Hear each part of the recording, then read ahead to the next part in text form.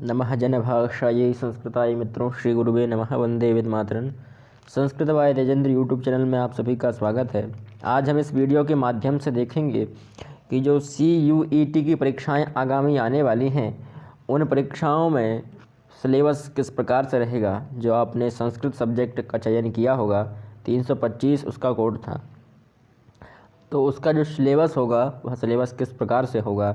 अभी यह सिलेबस पिछले वर्ष का है, पर जो नया सिलेबस आएगा उसमें भी ज़्यादा संशोधन नहीं होगा, इसी प्रकार से वह भी रहेगा और शायद हो सकता है ना भी आए, पर हम इसी सिलेबस के आधार पर पढ़ेंगे क्योंकि इसी सिलेबस से संबंधित अगला सिलेबस हो सकता है। यह 50 क्वेश्चंस होंगे इसमें और उसमें से 40 क्वेश्चंस को आपको करना अनिवार्य होगा, यानी 40 क्वेश्चंस पक्के करने होंगे। हम इस सिलेबस को 3 भागों में बांट सकते हैं, वैयाकरण भाग और एक साहित्य भाग और एक शब्द रूप भाग। शब्द रूप भाग को भी आप व्याकरण भाग में जोड़ सकते हैं। शब्द रूप और धातु रूप तो आप लोगों को ही याद करने होंगे। यदि कहीं समस्या आती है तो आप कमेंट करके बताइएगा, हम उस पर भी कुछ वीडियोस अपलोड करने का प्रयास करेंगे। शब्द रूप जो लगे हैं वो अजंत धातु, अजंताह अर्थात अजंत ऐसे अच जिनके अंत में अच आते हों, स्वर आते हों, उन सभी वर्णों, उन सभी शब्दों को, शब्द रूपों को अजंत शब्द रूप कहते हैं। जैसे बालक, फल, रमा, कवि, मति, वारी, नदी, शिशु, धेनु, मधु, पितृ, मातृ, द्वितीय, सखी, दात्री, नृ, स्वस, अक्षि। बालक अकारांत है, फल अकारांत नपुंसक लिंग है, रमा अकारांत स्त्रीलिंग है, कवि इकारांत पुल्लिंग है, मति इकारांत स्त्रीलिंग है, वारी इकारांत नपुंसक लिंग है, नदी इकारांत स्त्रीलिंग है, शिशु इकारांत पुल्लिंग है, धेनु, मधु पितृ ऋकारांत पुल्लिंग है, मातृ ऋकारांत स्त्रीलिंग है। फिर द्वितीय के 2 शब्द रूप होते हैं, दोनों शब्द रूपों को आप देखिएगा और याद करिएगा। सखी, दात्री, नृ, स्वस, अक्षि। फिर हलंताह जिनके अंत में हल वर्ण आते हों, व्यंजन वर्ण आते हों, ऐसे शब्द रूप, ऐसे शब्दों को हलंत कहते हैं। जैसे राजन नकारांत, भवत तकारांत, आत्मन नकारांत, विद्वस, वाच, पथिन, मरुत्ताद्रिक, दिश, धनिन, पंचन, अष्टन, नमन, दशन।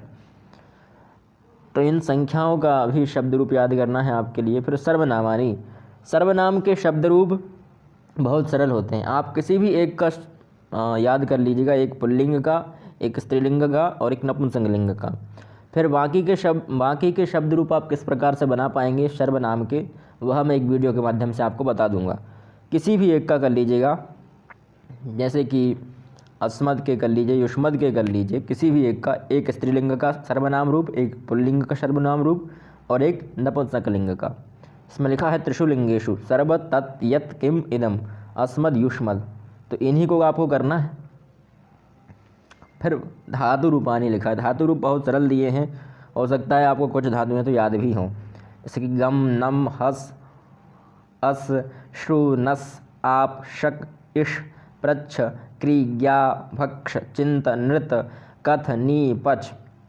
ज़्यादातर धातुआं वादी गण की हैं और वादी गण की धातुआं तो बहुत जल्दी याद होती हैं। सिर्फ एक अस है अदादी गण की और बाकी चिंत धातु है चुरादी गण की। तो इन धातुओं को आपको बहुत जल्दी से याद हो जाएंगी।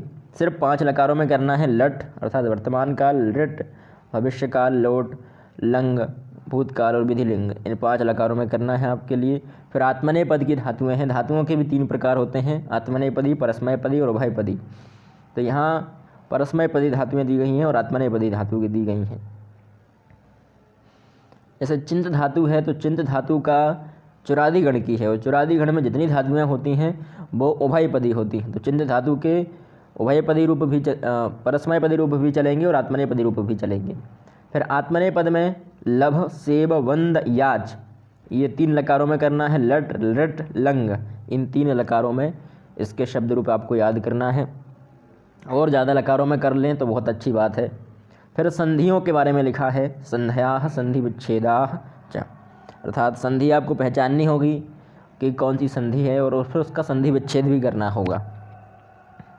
संधियाँ लगी हैं स्वर संधि में दीर्घ संधि, गुण संधि, वृद्धि संधि, यण संधि, अयादि संधि और पूर्व रूप संधि। इन संधियों को आपको हम लोग पढ़ाएंगे, वीडियो बनाते रहेंगे। और हमारे चैनल पर इन सभी संधियों की वीडियो भी उपलब्ध है, अगर आप चाहें तो देख सकते हैं। लघु सिद्धांत कौमुदी अनुसार भी हम इन सबको पढ़ा चुके हैं। हमारे चैनल पर एक प्ले लिस्ट है इसकी, आप देख सकते हैं। संधि, प्रत्याहार और चरण स्थान। फिर व्यंजन संधि में श्रुत्व, श्रुत्व, जस्त्व, अनुनासिक, अनुस्वार, परसवर्ण, इन सब के भी हम वीडियो बना चुके हैं, आप देख लेना।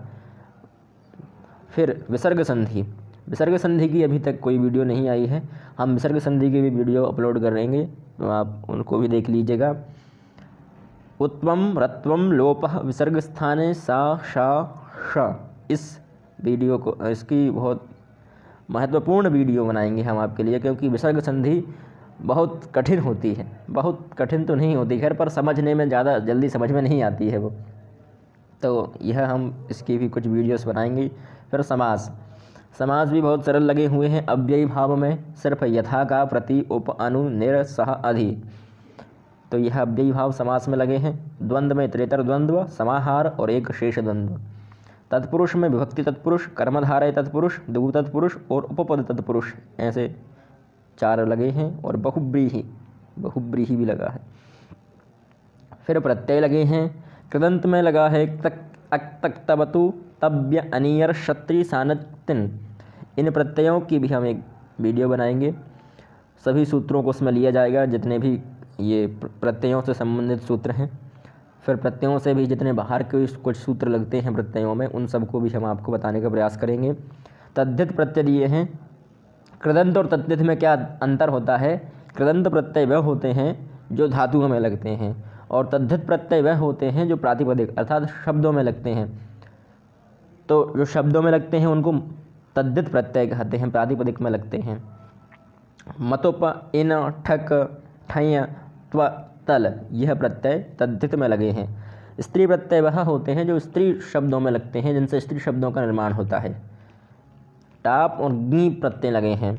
यह प्रत्यय बहुत सरल हैं, टाप और गी, इनका भी हम बताएंगे। फिर उपपद विभक्ति प्रयोगा, इसकी भी एक विस्तृत वीडियो बनाएंगे। फिर भाषक कार्यक्रम में विशेषण और विशेष्य पद का चयन करना होगा। कर्तृक्रिया पद चयनम और पर्याय विलोम पद चयनम, यानी कुछ शब्दों के पर्याय, कुछ के विलोम, किस पद में कौन सा कर्ता है, क्या क्रिया है, क्या विशेषण है, क्या विशेष्य है, इस वाक्य में आपको देखना होगा। तो वह बहुत सरल चीज़ होती है, आप उसको भी देख सकते हैं। फिर छंदसाम सोधारण लक्षण परिचय श्लोकेशु छंदोभिज्ञानम, अर्थात छंदों का उदाहरण सहित लक्षण और परिचय आपको लिखना है। छंद दिए हैं अनुष्टुप, उपजाति, वंशस्थ, वसंत तिलका, मालिनी, शिखरिणी, शार्दुल विक्रीडितम, मंदाक्रांता। सभी छंद बहुत सरल हैं और बहुत जल्दी समझ में आने वाले हैं। सभी समवृत्त हैं। छंद के भी 3 भेद होते हैं, यह सभी जितने छंद लिखे हैं यहाँ पर सब समवृत्त हैं, तो इनमें ज़्यादा समस्या नहीं आएगी। फिर शब्दालंकार, अर्थालंकारांच, अर्थात अलंकार भी लगे हैं आपके सिलेबस में।